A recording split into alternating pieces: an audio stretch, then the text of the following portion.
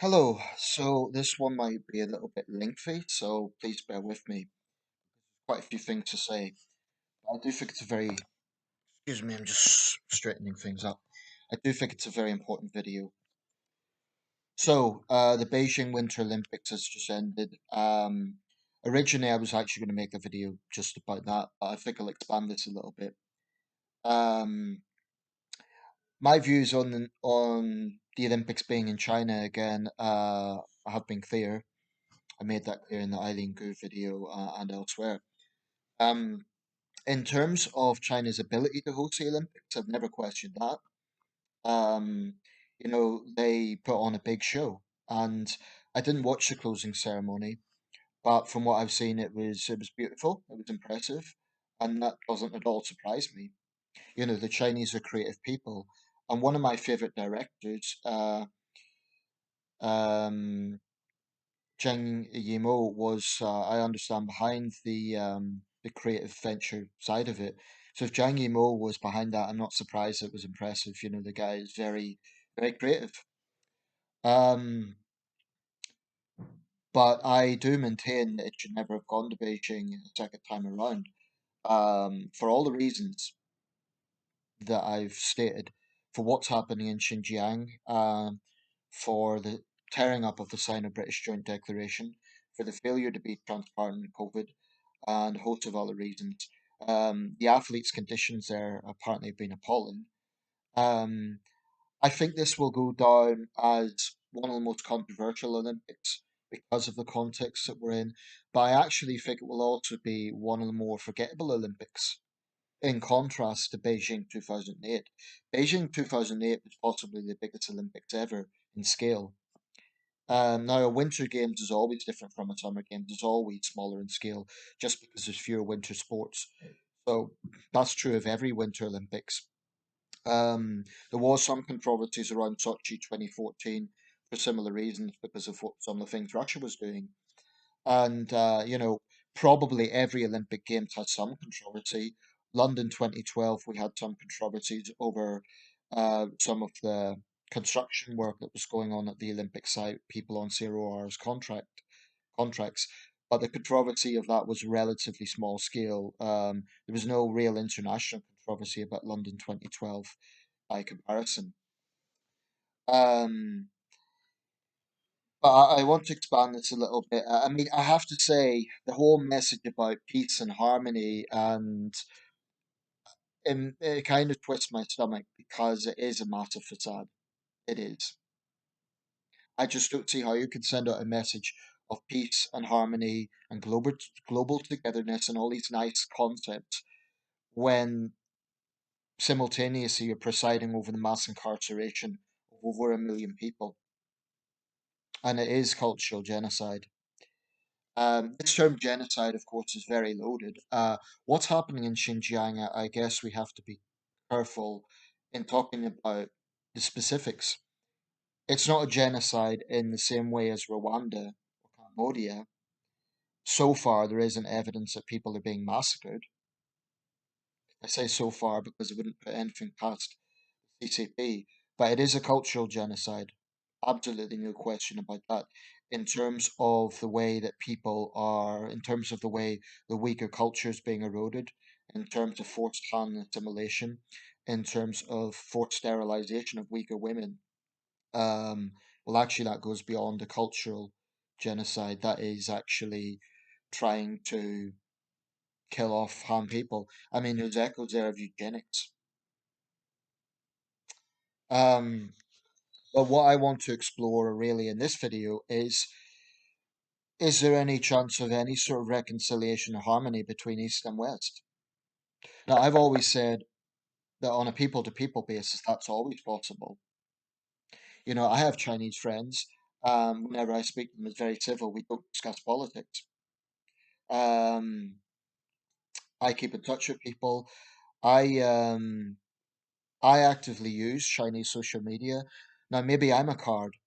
Maybe I'm a card because I just don't talk about politics there. Maybe I'm a card, or maybe I'm just practical. If I was to raise some controversial issue there, I'd probably be censored. But also, on a rather selfish personal note, um, I know it would run the risk of getting into serious tensions with friends and contacts and acquaintances, all my former students. On QQ, I'm connected to about 500 people. Now, if I was to put a post there talking about the Uyghur situation or talking about the controversies around the games, it would absolutely incite a response. Some of my students, I would just, this is my anticipation, would probably be curious. They'd want to ask me questions, but I suspect a lot of people there um, would be defensive and hostile. And quite frankly, I just don't want to have to face that. So maybe I'm a card. Maybe I'm a card because I always talk about these things on YouTube, which is different. Having said that, I never sell out. And if someone asks me my opinion, I will never ever lie about it. So if one of my Chinese friends were to ask me about the issue, I do one or two things. I'd either want to change the subject or I will just tell them candidly. What I will never do, ever, is put on a facade and just tell them what they want to hear. Because I couldn't live with myself if I'd done that, if I betrayed my values and conviction. For people in the public arena, it's a difficult balancing act. A prominent example of this is John Cena, the WWE wrestler. He's one of the biggest names in WWE. He's a world famous celebrity. He's a superstar. And he found himself in hot water on both sides because whilst promoting the latest Fast and Furious film, I forget which one it was, I think it was the seventh film in that franchise, in which the Chinese market was really big. I don't think it was set in China, but I think they had the Chinese market in mind.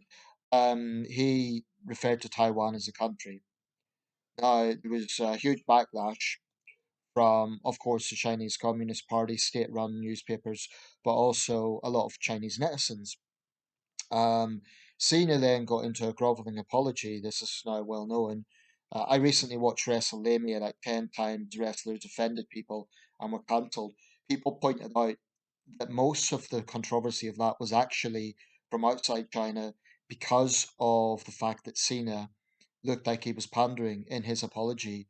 He made this kind of really humble and submissive apology, saying he really respected China and, yeah, basically towing their line.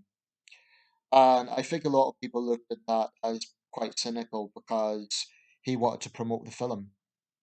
And probably it wasn't just Cena, probably it was producers and others pressured him to do this. I think that's very sad. But shows the sort of situation that public figures can find themselves in if they take any view on China.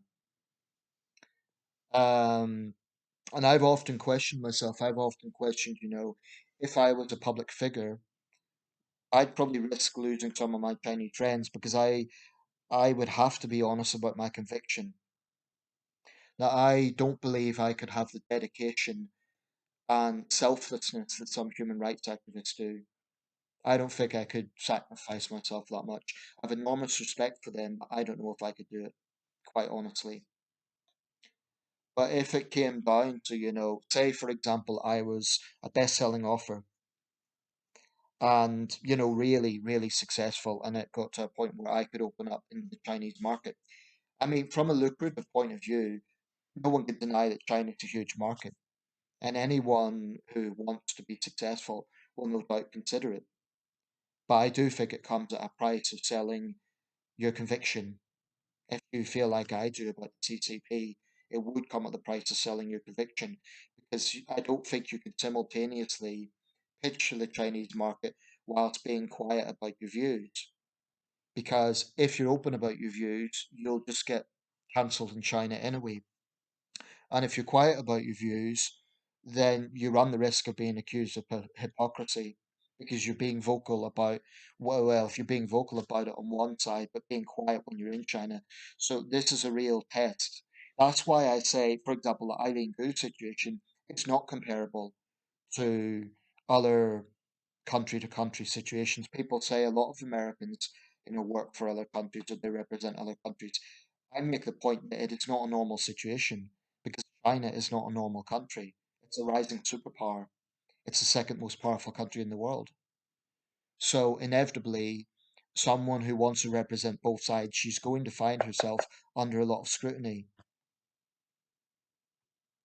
But what hope is there for reconciliation? Well, it's a very difficult thing because a lot of Westerners do not like China right now. That's the truth of the matter. And I can say it's about the government, it's not about the country. But the truth is, when the CCP is controlling China, they unfortunately are the fate of China. So, with all due respect to human rights activists and Chinese people who are critical of the CCP is in control. So, as much as I always try to put the caveat, I'm not anti China, I'm anti CCP. In terms of geopolitics, when we talk about Beijing, when we talk about China, it's very difficult to divorce the two because they're in control. All we could do is be kind of say, well, it's not the people, it's the government. But there's another complexity with that, and it's nationalism. The fact of the matter is, from a very young age, Chinese people are indoctrinated by ultranationalism. This is perhaps something that isn't totally alien in the US. American school children have to, salute the American flag every morning. So perhaps it's not entirely different. That's something we don't do in the UK. Um, but I still argue the West and America is far, far, far more open about itself. I defy anyone to make a moral equivalency and say, oh, well, both sides are dishonest. You know, you can find examples of American dishonesty. Famous example, Watergate. But what happened? The figure in the center of that, Richard Nixon, had to resign. In China, the only way a leader resigns is from internal coups, or if they're purged by the party. I just think that it's unhelpful to make moral equivalencies and suggest, oh well, both sides are guilty. Why? That's because it's just not true. It's not accurate. You cannot compare the situation of internet freedom in the US or any Western country to that of China. This doesn't mean that we don't have problems. This doesn't mean that our freedom is absolute. We have freedom of speech issues here, but I still maintain there's just no rational comparison. And I've lived in both sides. I've experienced both sides. Um, One of the main targets of criticism from Chinese netizens is biased Western media. Now, what I would say about that is there may be bias, but reporters can only use the information that they have. And when they're in China, they have heavy restrictions. An example of this is the Wenchuan earthquake of 2008. Devastating earthquake killed upwards of 90,000 people. Now, there's videos around, floating around the internet, and a lot of the comments are, oh, the West really portrayed China in a bad light. And it was, there's all this criticism of the way the West covered that. But the fact of the matter is, survivors of that earthquake themselves complained about the way they were hushed up by the Communist Party because there were families of the victims complaining about the shoddy construction. A lot of children died because the buildings were poorly constructed. The investment wasn't there, despite this being a part of the world that is earthquake prone. So, I call that a case of shooting the messenger because people just didn't want to hear criticism of their own government at that time. It's no coincidence that it was at the same time as the Beijing Olympics, or at least in the same year. So, there was this really positive image that China was portraying to the world. Oh, look how impressive our games is. So, I guess there was resentment that Western outlets were also covering negative things. And it's the same situation now. It's almost like, oh, the West is just bitter. They're just jealous of China. So they have to put a negative slant on things. That's not the issue. I watched the BBC report on the closing ceremony. Not once did it mention Xinjiang, not once did it mention human rights. It was a short report, about 2 minutes, but it was purely about the artistic side of it. So that's another thing. The idea that Western media is always anti China isn't true. They do actually have positive reports as well. It's just that, when you're being defensive and nationalistic, you're going to ignore those. I mean, the way Chinese media talks about the West, you just have to look at Global Times or Xinhua. They're vitriolic. in their coverage of the West. Um, I remember the incident with Yang Rui. He was an anchorman on CCTV. He basically came out with an extremely xenophobic, vitriolic speech about foreigners in China, and he literally said that, the snakes should have their heads cut off. Now, he kept his job. I think at the time they tried to downplay it as a mistranslation, but it was a run. It was a nationalist run. And, you will get equivalents probably on Fox News, but I think as a starting point, if you are saying that we need to have harmony and reconciliation between the two sides, I say it's a great concept. I'd love to see that happen. Because on a personal basis, this is very personal for me. Some of my happiest life memories are in China. Some of my closest friends are Chinese. So I take absolutely zero pleasure from the current tensions. But by the same token, I can't ignore the reality. I cannot say, well, I'm just going to ignore everything that's happening and just look at the positive. Because at some point, the negative side, you can't ignore it. I'm not just talking about human rights issues, I'm talking about the power play at stake. I mean, during the Cold War, there were examples of individual acts of cooperation between the Soviet Union and the United States.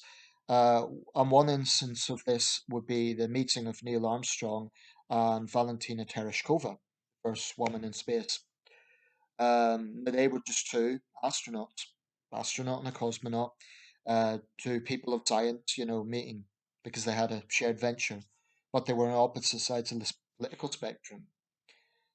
I think you can find lots of examples of Chinese American cooperation on an individual basis. There's Chinese students who study in the West, there's Western tourists who go to China, have no problems.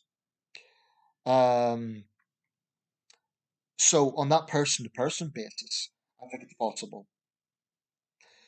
But in terms of government to government, I just think that it's going to be very hard to have much reconciliation when you have, firstly, a power play, because there's enormous pressure on Joe Biden to not lose America's status as the number one superpower. Because domestically, he would be absolutely destroyed, if that were to happen. As it stands, China is scheduled to overtake the United States economically within the next 10 years. Militarily, militarily, I think it will be a bit longer. Actually, the Chinese military, despite its size, has many flaws. Its troops are not battle hardened. Compared to American troops, some of the equipment's questionable. Um, I think China is relying on its size alone, of militarily speaking, and I think they know that. So instead, they're focusing on soft power tactics. Opening up Confucius institutes around the world, um, Chinese language newspapers, and so on. There's a lot of ways that China is exercising its power abroad. The Belt and Road Initiative, of course. But I think as a starting point, if you're Chinese and you're saying both sides are the same, well, with all due respect, that is not a good starting point because it simply isn't accurate. It's just not. If you're Chinese and you've lived in the West, please be honest. Be honest that the West is more transparent and open. I'm not saying you have to like everything in the West. I'm not saying you have to agree with everything in the West. But at the very least, admit that one side is more open than the other. If you can't do that, then you're not being honest, and we can't have a starting point. Um, there's also a dynamic here where China plays a victim, because the fact of the matter is, towards the end of the Qing dynasty, there was a century of humiliation, and I'm the first to admit that the Western powers, along with Japan, humiliated China. We exploited the weakening Qing dynasty, and 100 years ago, there were Chinese citizens couldn't enter their own city because of the concessions, because the five great Western powers plus Japan, um, you know, they had the power. Now that was humiliation. I totally understand, the idea that that's what China went through. That's was its experience. That's part of history. But I still say it's hypocritical to only focus on that and not focus on what the Chinese Communist Party has done to the Chinese people in the last 73 years. You know, the liberators have been responsible for more Chinese deaths than imperial Western powers and Japan combined. And particularly with Japan, that will be a controversial statement because people remember the horrible things the Japanese done. You know, the rape of Nanking, chemical warfare, mass civilian atrocities. That's all true. And Japan, you know, that's part of their legacy. But there's things that happened around the same time. The 1948 Battle of Changchun during the Chinese Civil War. In the city of Changchun, when it fell to communist forces, there was whole-scale slaughter. The death toll similar to what happened in Nanjing by the Japanese, but which gets attention. So you need to have an honest look at Chinese history. Yes, there was humiliation, but there was also extensive persecution from the liberating force, which was the Communist Party, the so-called liberating force. And because they have kept in power, they have controlled the narrative for the last 70 years. So I would ask Chinese citizens to consider that. When you're saying that the West is biased, consider where your information is coming from. Consider the fact that in China, the Communist Party controls everything. So how can you have, perhaps you've had access to Western sources, you know, perhaps you've lived in the West, you've looked at the BBC, you've looked at CNN, and you think, oh, but I have seen those Western sources. Okay. But you've still been brought up in a system that really, really pushes nationalism, that really, really says you need to defend the motherland no matter what. So I don't say that all Chinese people are brainwashed communist drones. I know, I know that individual Chinese people don't particularly like the Communist Party. And one interesting thing is Chinese students will often say, I'm not a CCP stooge, I'm not paid by the CCP, I'm just defending China. And to be fair, probably most of them aren't paid by the CCP. Those that study in the West tend to come from wealthier families. That's how they can afford it. But you can't really separate the two. You cannot say that you're not a CCP stooge if you're going to go out of the way to defend the CCP propaganda and their narrative. You know, you can't say, how dare you be anti-China? Oh, but I'm not CCP. If you're criticizing Western people within Western countries for condemning the things the CCP is doing, don't be surprised and don't complain when you're accused of being a CCP propagandist. You can't have it both ways. Now, if you're saying, yes, the CCP is a totalitarian regime and they do all these things, but China has good sides as well, that's different. That's balanced. But if you're going to defend CCP policies, then you can't say that you're not doing their work. You just can't. You might not be paid by them, but you are serving as propagandists for them. That's the reality. Now, if I go around the world and I defend the foreign policy or the domestic policy of Boris Johnson, then people could say I'm a stooge of Boris Johnson and his Conservative Party. And I would be. There will be times I'll defend my country and my government if I think they're right. But what I say is if you don't want to be seen as a CCP apologist, then acknowledge some of the negative things they've done. That's all. Just acknowledge it. Just be honest about it. Um, I mean, you might say the coverage of the Xinjiang concentration camps is all Western bias. How then do you explain that the entire coverage of that is put on a more positive light is all from CCP sources? What I would say is, can you find any independent observer that says it's okay? You might cite Pakistan. Well, Imran Khan and Islamabad rely on Chinese money. I think it's shameful what Imran Khan's doing, you know, serving as a yes man for Beijing. He claimed the Pakistani ambassador visited Xinjiang and it wasn't what the Western media said. Well, all I can conclude is Pakistan has a vested interest in standing up for China. I don't think there's any real ideological ties between China and Pakistan. I mean, think about it. One is a single party communist state, the other is an Islamic republic that's devoutly religious. They're clearly not natural bedfellows. So it's purely money. That's all it is. Probably geopolitics as well, because Pakistan sees China as a bulwark to India, obviously. But I do feel cynical that beyond person to person situation, that there could be much reconciliation. There may be some situations that Beijing and Washington can work together on, but they're very limited. Perhaps some issues around climate change. For example, America, perhaps as a goodwill gesture, can applaud um China's pledges to reduce its coal dependency, perhaps even offer some sort of cooperation in that regard. Um, China, for its part, can, well, I would say a good measure China could make, and this will never happen, but a good goodwill, a positive goodwill gesture they can make is when Chinese students behave in a nationalistic way in other countries, Chinese embassies can say, please respect your host nation as a matter of goodwill. Although that's pretty silly because they will have encouraged it in the first place. But I think there's a lot more China can do rather than just playing the victim. I mean, this is the way China acts. On one hand, it's a victim, it's being picked on by Western countries, and it will, as Xi Jinping said, smash the heads of our critics against the wall.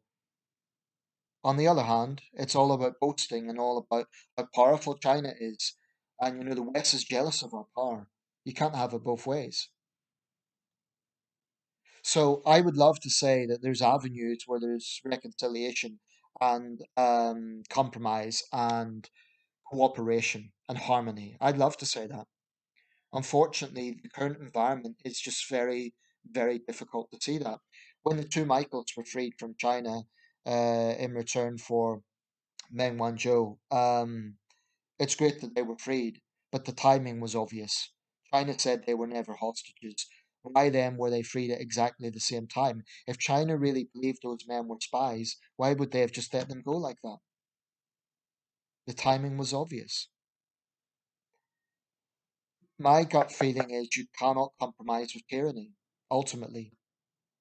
When it comes to geopolitics and when it comes to the stability of the world, there may have to be some cooperation. Does that mean compromise? I don't know. I do believe, and I've always said this, that within the West we could do a lot more to ward off China's influence. We can close the Confucius Institutes. We can reduce the influence of Chinese state media. If they don't allow Western outlets to report within China, or they block Western websites like Facebook, YouTube, and so on, I don't see why we should give them a platform. I think Facebook shouldn't be giving a platform to Chinese state outlets when Facebook is blocked in China. It's crazy. I mean, what is Mark Zuckerberg thinking?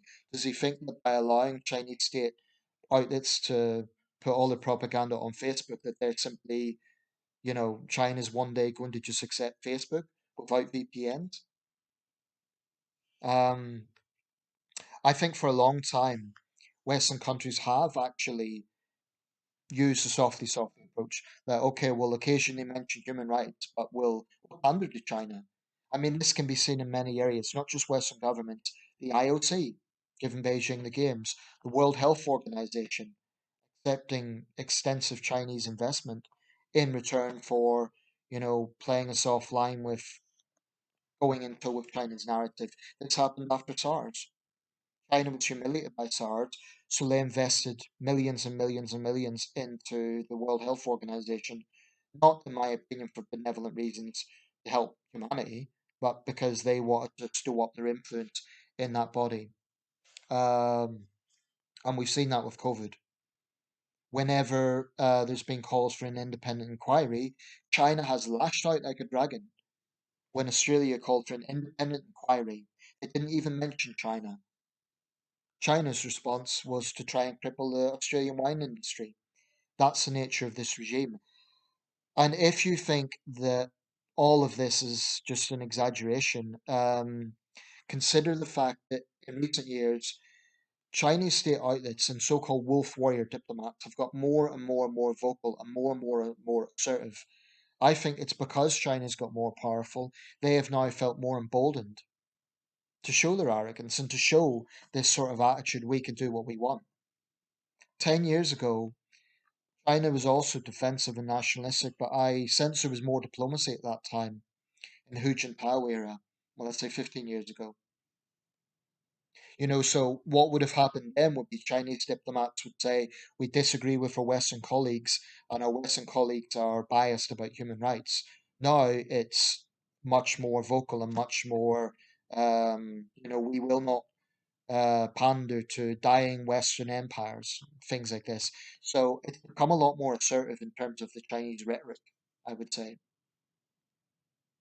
I think we're just on an inevitable collision course, and that saddens me greatly. I'm a citizen of the world. Yes, I'm proud of my country.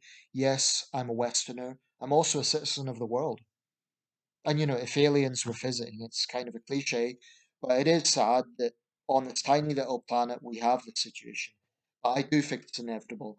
I don't think the West can just say, well, let's just put all of this aside. Let's just reach out. Let's just tell China what it wants to hear. Because China makes a lot of demands, it doesn't show much in return. I mean, you might argue China provides a lot of technology, and that's what China's giving, but what's the price? What is the price of that? The compromise isn't, the halfway point isn't the Chinese saying, well, we'll be more neutral in our coverage of the West. I mean, Chinese state media is incredibly Western phobic. So, unfortunately, I have to conclude that this tension is inevitable. I don't think there's any way around it. The only way around it would be if the West surrenders and the West decides to pander and just say what China wants to hear. Unfortunately, that's the only way, and I think that is unconscionable. It's unconscionable. And any Western leader who does that will not be forgiven by history. I think within this century, eventually, the CCP will fall. I don't know how that will happen, whether it will be an internal coup, whatever. And that will be a turbulent time. China's history is a turbulent history. And for now, at least, the CCP provides security. So it is true that the majority of Chinese people don't want to see that happen. And I certainly wouldn't want to see internal turmoil. But I do believe that the CCP regime is fundamentally a very negative force against humanity. And I think that its eventual downfall will happen somehow. Whether it be internal, whether it be external, whatever the case, it will eventually fall. Or be forced to moderate from within, something similar to perestroika in Russia in the late 80s.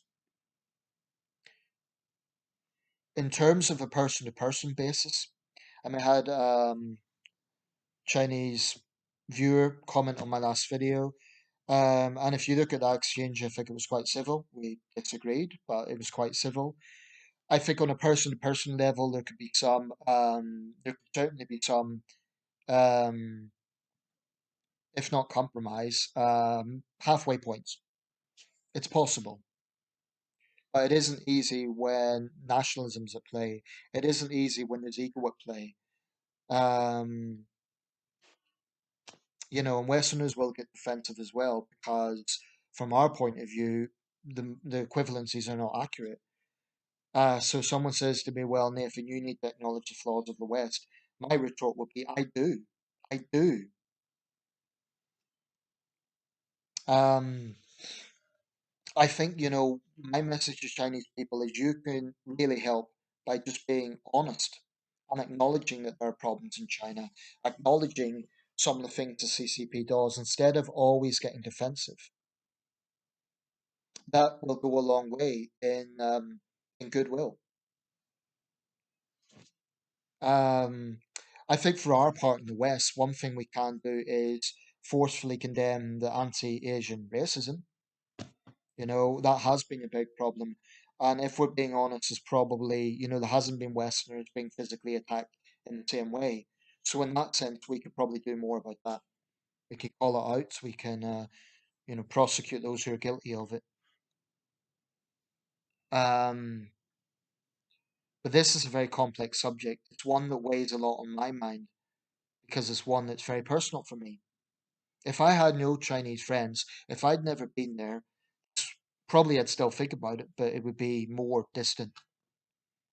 But I don't think anyone in the world today, 8 billion of us, we cannot ignore China's role in the world.